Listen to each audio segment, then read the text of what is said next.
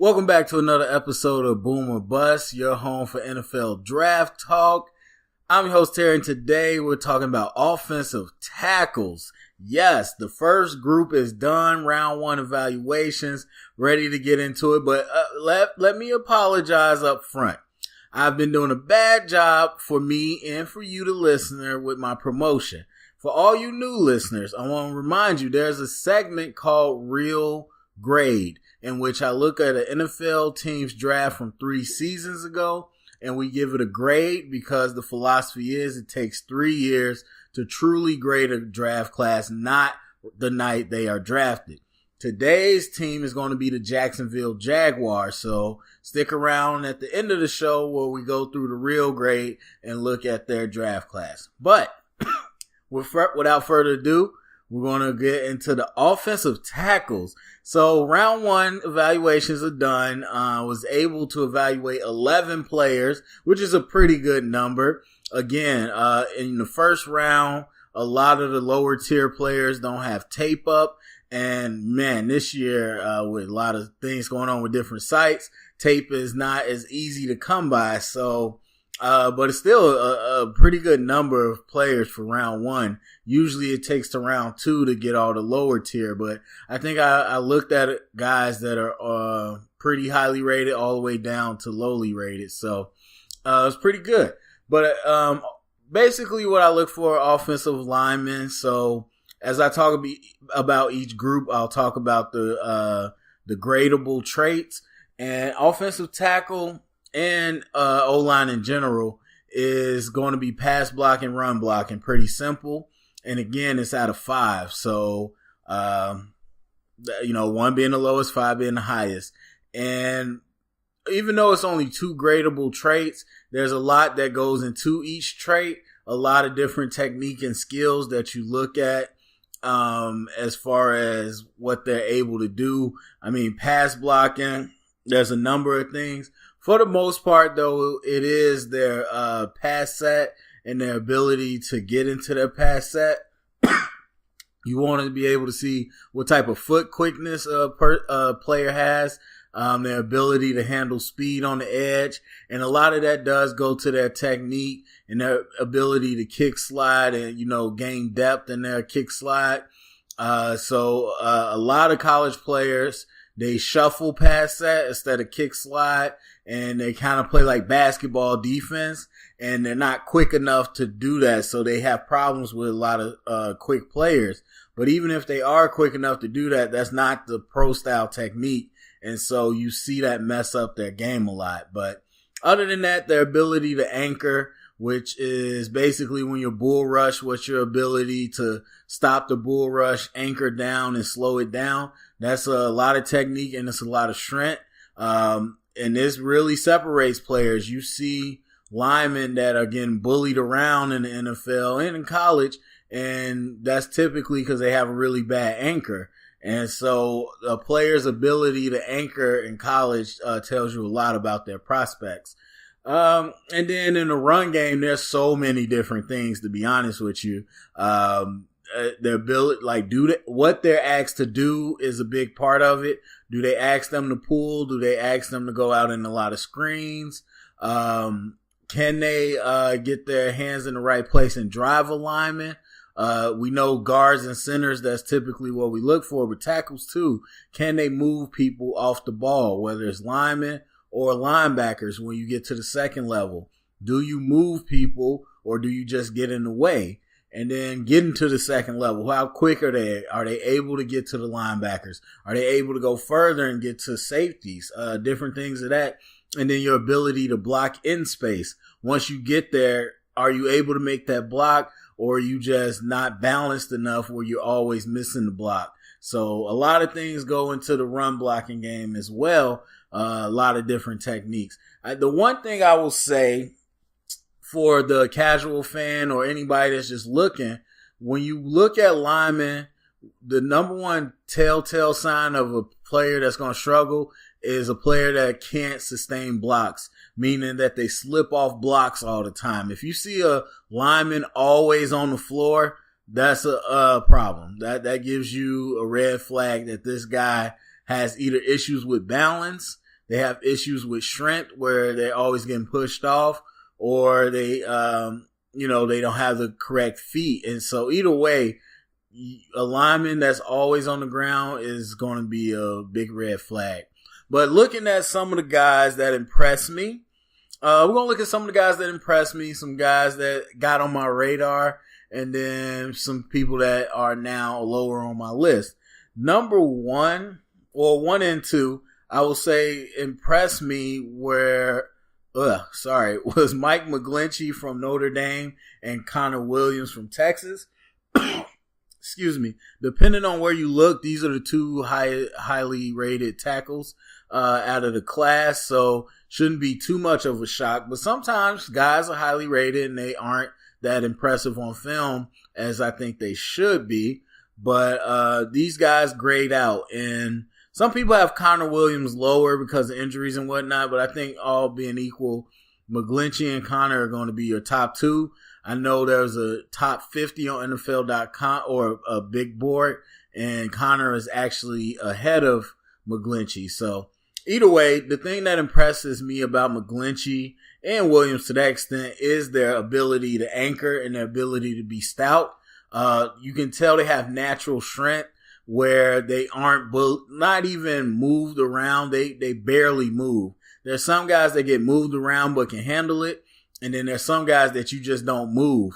McGlinchey and Connor are those guys you don't move for different reasons. McGlinchey is a full 6'8", and he's just built and really strong. And Connor's really strong too, but I think he has a shorter build, so he has leverage and he's just stout. But both of them are hard to move in the pass game. And so even when they play with poor technique, they are stout and it's hard to get them off their spot. And that's something impressive. I mean, because when things break down, when a lineman is just naturally strong and can hold his own, that's always a valuable commodity. So I like that. But both of these guys are technicians. Their pass pro, their hand placement, those are the two things I love. Talking about hand placement, linemen have to put their hands in the right place. I mean, for a number of reasons, but number one, that's the only way you can move people. You can't chicken wing somebody and move them off the ball. You can grab somebody and throw them, but you can't grab somebody and run them off the ball unless they just completely are being overpowered. So in the NFL, that doesn't fly. You got to have your hands in the right place because they're going to call you for holding, but mainly because that's the only way to gain control when you're playing with grown men that are as strong as you are or stronger. So having their hands in the right place always impresses me. I mean, I'm talking 95% of the time their hands are in the right place. And McGlinchey particularly, he's really good in space. And I think this group overall is better in space than I've seen in years. But typically tackles or linemen in space in general, they aren't good. They're good in that phone booth. They're good, on the edge, that hand-to-hand combat. But when they got to go to a linebacker or safety in a screenplay, and they got to track them down, break down, and make the block, they usually get lost. I think McGlinchey is excellent in space. He really excels at getting down the field, squaring up, getting balanced, and making a block that's going to help the play. So I absolutely love him. And Connor is good as well. I just think McGlinchey really impressed me. A guy that jumped onto my radar, and this is a person that I didn't get to watch much tape of, but I did like what I saw, and might be a dark horse, is Desmond Harrison, who is out of West Georgia. Now, again, this is a very small school, not a lot of tape, but I think he's going to be one of those guys that rises in this process. He's 6'7" and 288, so 288 is pretty light for an NFL lineman. But with that frame and the arms and the hands he has, you can easily put on weight and muscle. But I'm telling you, his feet is something you can't teach. He might not end up running the fastest, but man, on tape, that guy has a motor. I mean, he looks like a defensive lineman. He can absolutely move. He reminds me of Teron Armstead coming out of a small college, Arkansas Pine Bluff, but with really quick feet, and they turned him into a pass protector. I think this guy's going to be very similar. People are going to fall in love with that athleticism. In that frame, they're going to see somebody they can put weight on and hopefully make him into a bully. And then the thing you can't teach, he plays hard and nasty. And this year, you got some nasty linemen, which you don't see often, and it's really exciting. So that's a guy that's rising up for me. Now, somebody that kind of fell off my, I wouldn't say fell off my wagon because I don't know these guys, and these is really my first time looking at them. But somebody that I really dropped down on my list, and I don't know if I'm pronouncing right, but Woma Okura from West Michigan, and I'll get the names by draft time, but Okura from Western Michigan, I don't think he has it, man. I don't think he has it, and it's hard for me to give up on a player, and I'm not saying I'm giving up on him, but, typically I can find good things about players because it's all about scheme, and if you have the right scheme to accentuate your skills, you can fit somewhere. But the one thing you can't really change with players is their mentality. This guy plays like he doesn't care. He gives up on blocks almost immediately, and he just doesn't seem interested. Yes, he has a frame. Yes, he has long arms and all that. And he kind of has that frame like Taylor Moton last year from Western Michigan, where you're like, yeah, we could work with that. But if you watch him play, his mindset is just not the same at all. He seems so lackluster. He reminds me of LaRaven Clark coming out of Texas Tech, where people are so enamored with his physical tools that they completely skipped over the fact that he seems like he doesn't care about playing football. And that is going to take you a lot further than whatever body type you have. So he kind of fell off my wagon. We'll see what happens in the process. And again, somebody might go for him, but I just don't see him. They were talked about him a little bit coming into the offseason, but I just don't see him being a top prospect at the end of it all. All right, so that's pretty much it for tackles. I mean, again, linemen are pretty much the same, but tackles do have a vastly different job than the interior, and there's a lot more. So with centers and guards, I group them together because there tend not to be a lot of prospects each year, so it makes more sense to put them together. And plus, playing on the edge is a lot different for tackles, so we like to separate those. But let's get into the real grade of Jacksonville Jaguars. So 2015 Jaguars draft, if you guys want to follow along, looks like they had 8 players. We had Dante Fowler, number 3 overall. He is still with the team, of course. Excuse me, he rotates, but pretty much you could call him a starter. TJ Yeldon still with the team. Leonard Fournette's the starter, but Yeldon also plays a lot. AJ Cann is a starter. James Sample no longer in the league. Rashad Green no longer in the league. Michael Bennett still on the team, rotating back up. Neil Sterling is with the Jets. And Ben Koyak is still on the team in the backup role. So, out of 8 players, we retained 5 of them. So, 5 out of 8 are still with the team. 2 out of those 5 are starters. TJ's a rotational guy, but you can say 3 people. Actually, I'll say 4 out of the 5 contribute. Michael Bennett doesn't play that much. But then you got 2 guys that are out of the league. So 8 people, 5 still on the team.